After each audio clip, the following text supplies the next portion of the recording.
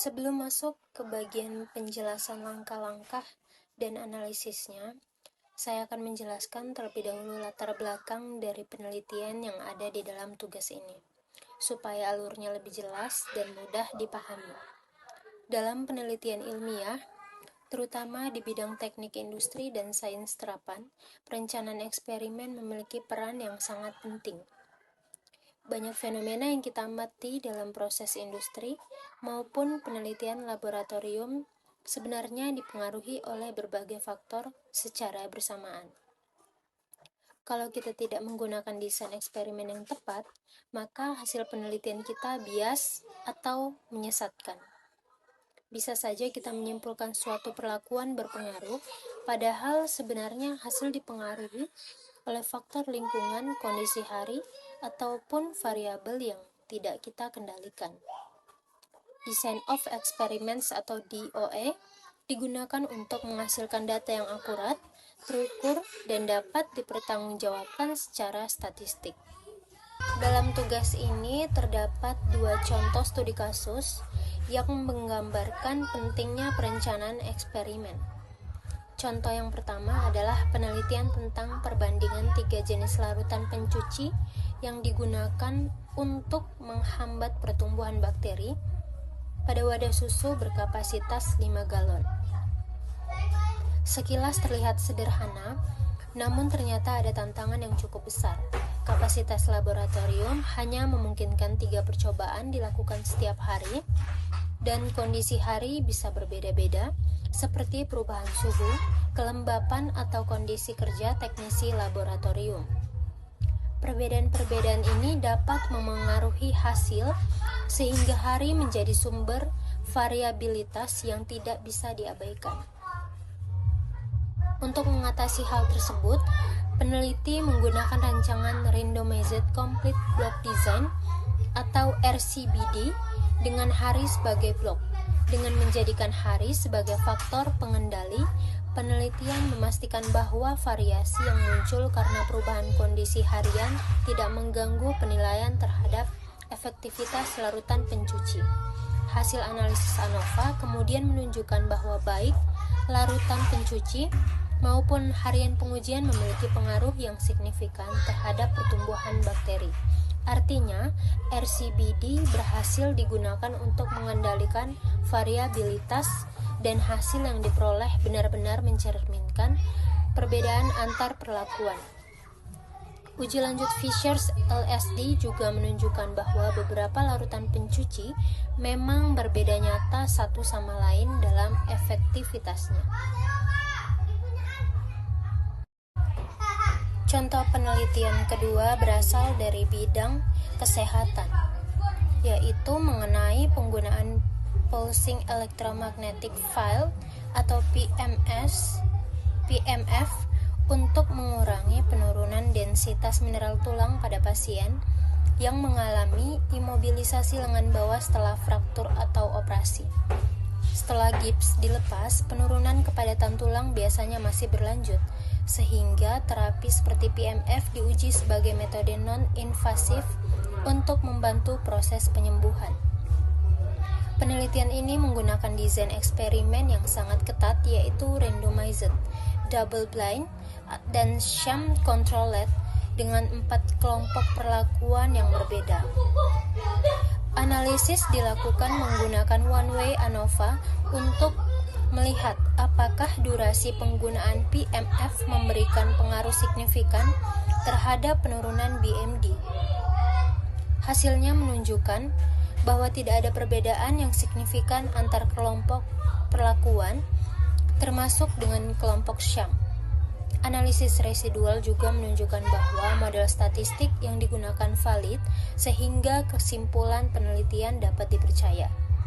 Walaupun perlakuan tidak menunjukkan pengaruh yang signifikan, penelitian ini tetap penting karena menunjukkan bahwa evaluasi ilmiah harus dilakukan secara objektif dan tidak semua terapi yang menjanjikan secara teori memberikan hasil signifikan dalam praktiknya.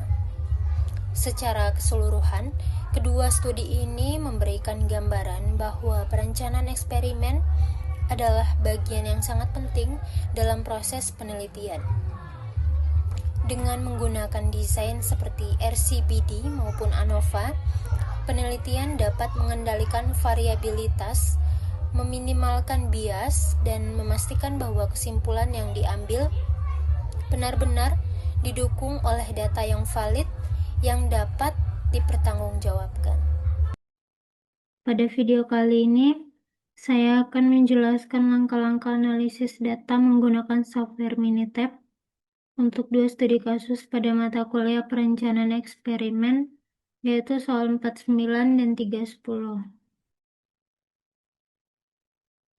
Studi pertama berjudul perbandingan 3 larutan pencuci untuk menghambat pertumbuhan bakteri pada wadah susu 5 galon. Tujuan dari penelitian ini adalah untuk mengetahui apakah terdapat perbedaan signifikan antara 3 jenis larutan pencuci dalam menahan pertumbuhan bakteri dengan mempertimbangkan faktor Hari sebagai blok.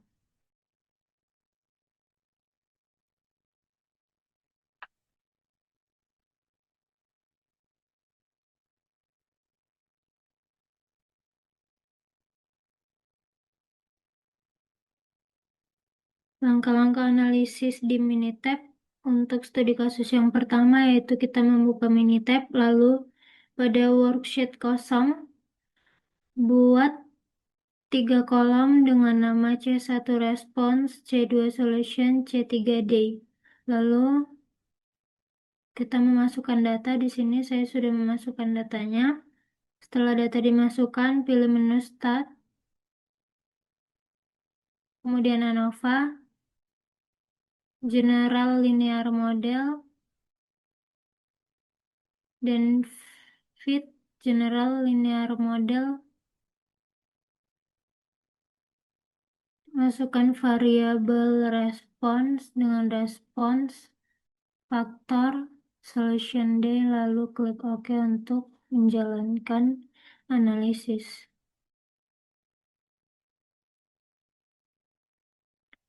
Dari hasil output Minitab diperoleh nilai p-value sebesar 0,000 untuk faktor solution maupun day, yang berarti kedua faktor berpengaruh signifikan terhadap respons. Nilai R kuadrat sebesar 97,22% menunjukkan bahwa model mampu menjelaskan hampir seluruh variasi data. Selanjutnya dilakukan uji lanjut Fishers LSD untuk melihat perbedaan antar perlakuan. Caranya, buka kembali menu Start, kemudian ANOVA, General Linear Model. Setelah itu klik Comparisons.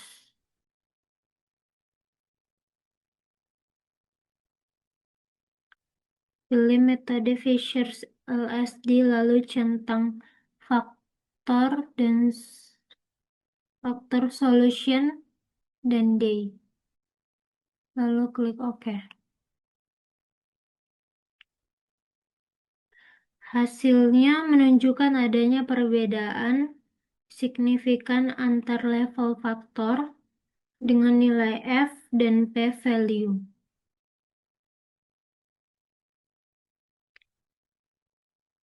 yang mendukung hasil ANOVA sebelumnya. Kesimpulannya, jenis larutan, pencuci, dan perbedaan hari berpengaruh nyata terhadap pertumbuhan bakteri.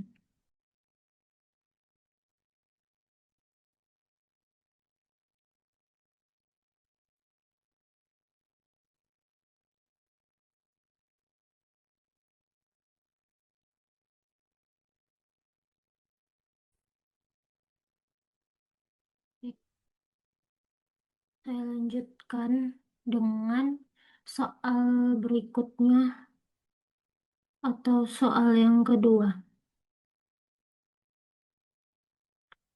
Soal yang kedua, soal 3.10, One Way ANOVA atau PMF Study. Studi kedua berjudul Pengaruh Durasi Paparan Pulsa Medan Elektromagnetik terhadap Penurunan Kepadatan Mineral Tulang pada pasien pasca imobilisasi lengan bawah. Tujuan analisis ini adalah untuk mengetahui apakah durasi paparan PMF berpengaruh terhadap tingkat penurunan BMD pada pasien. Kita langsung masuk saja ke langkah-langkah analisis ke Minitab.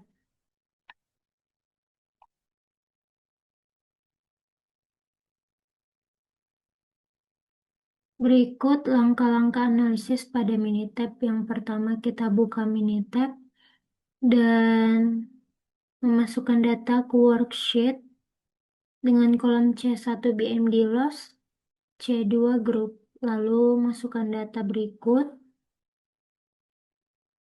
yang seperti sudah saya masukkan. Kemudian ke menu Start, klik ANOVA, lalu klik One Way, dan pada bagian respons masukkan BMD loss, faktor masukkan grup, lalu tab Graphs, kemudian bagian data plots centang box plot of data, bagian residual plots centang normal probability plot of residuals, dan centang residual versus fits. Kemudian klik OK dan tab Comparisons.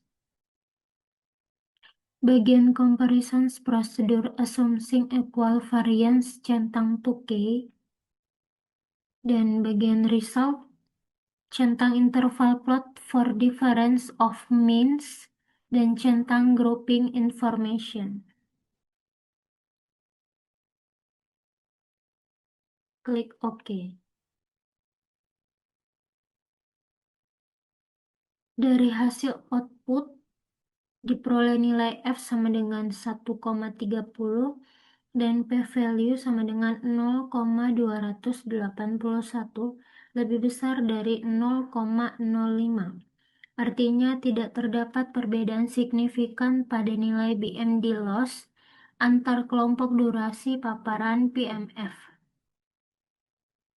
Selain itu, pada nilai hasil uji lanjut 2K menunjukkan semua kelompok berada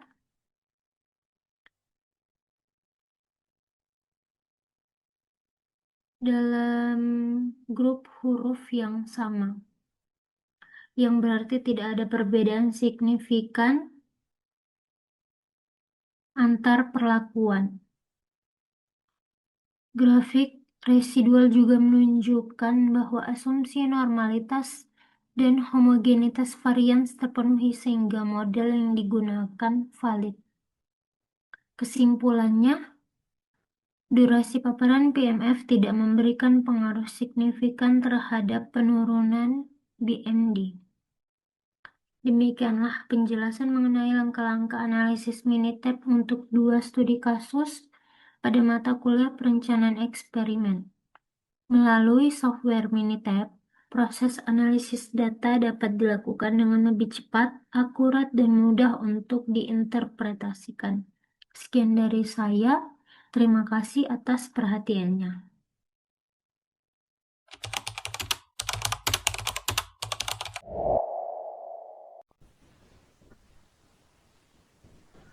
semuanya, perkenalkan saya Rizha Stefanatia dari kelas 5B dengan NPM 2TJSW153. Pada video kali ini saya akan menjelaskan 7 tahapan proses pencapaian eksperimen. Tahapan yang pertama, recognition of and statement of the problem, atau pengenalan perumusan masalah. Tahap pertama adalah mengidentifikasi masalah yang akan diteliti secara spesifik. Peneliti harus benar-benar memahami latar belakang, tujuan percobaan, dan dampak yang ingin dicapai. Sebagai contoh, dalam proses produksi, masalah yang mungkin muncul adalah tingginya tingkat cacat produk atau efisiensi mesin yang rendah. Dengan mengenali masalah secara tepat, peneliti dapat menentukan fokus penelitian dan tujuan yang ingin dicapai.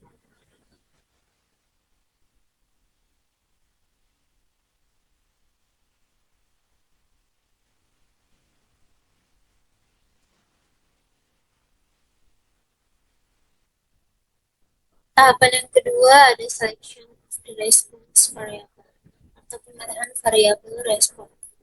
Variabel respon merupakan hasil atau keluaran yang diperoleh dari proses percobaan. Variabel ini dapat diukur secara langsung untuk pelaku. Variabel respon bisa berupa tambahan, waktu reaksi, atau hasil produksi yang dihasilkan.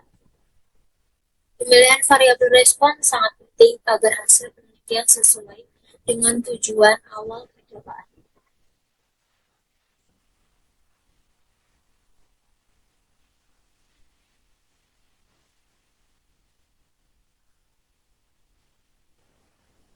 Tahapan yang ketiga, selection of factors, atau pemilihan faktor-faktor yang dapat dikendalikan.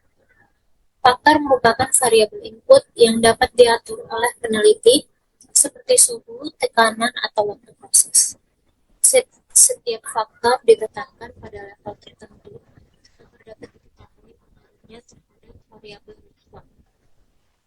Pemilihan faktor yang tepat akan menentukan keberhasilan percobaan karena mencakup seluruh kemungkinan yang relevan terhadap hasil yang diinginkan.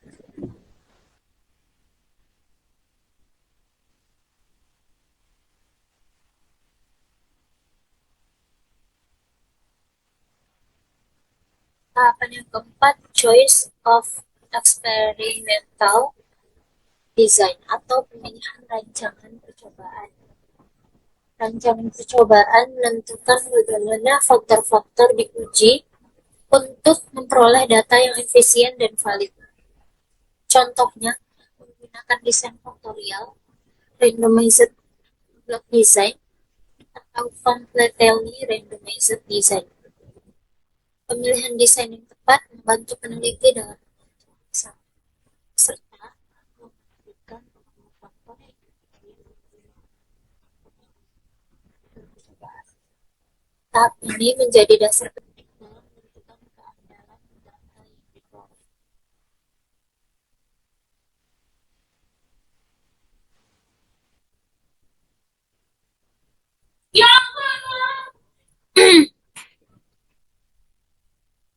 Yang kelima, performing the experiment atau pelaksanaan percobaan. Pada tahap ini, percobaan dilakukan sesuai dengan rancangan yang telah ditentukan. Peneliti harus menjaga konsistensi, kondisi, dan prosedur agar hasil yang diperoleh akurat dan dapat diulang. Selama pelaksanaan, semua data dan hasil pengamatan harus dicatat secara rapi dan sistematis. Kedisiplinan dalam tahap ini sangat berpengaruh pada kualitas hasil.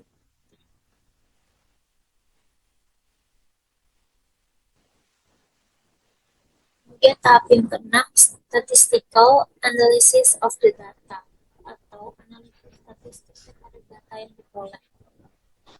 Setelah percobaan selesai, data dianalisis menggunakan metode statistik untuk mengetahui pengaruh faktor terhadap variabel respon. Analisis ini dapat meliputi ujian alfa, regresi, atau metode analisis variansi lainnya. Tujuannya adalah untuk menentukan faktor mana yang berpengaruh signifikan terhadap hasil percobaan, sehingga dapat diperoleh pemahaman yang lebih mendalam terhadap sistem yang diuji.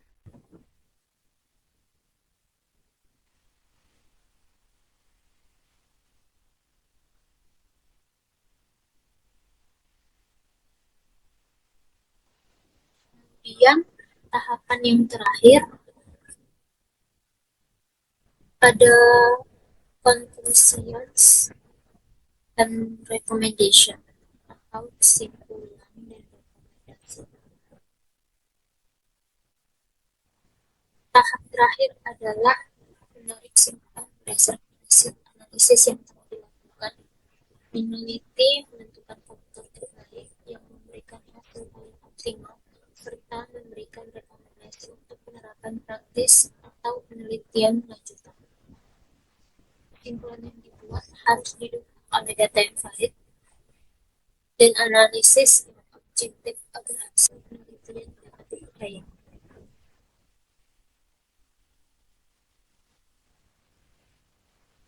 Kemudian, penjelasan mengenai 7 tahapan pelaksanaan eksperimen dari pengenalan usaha, pemilihan variabel dan faktor, rencana percobaan, pelaksanaan analisis data.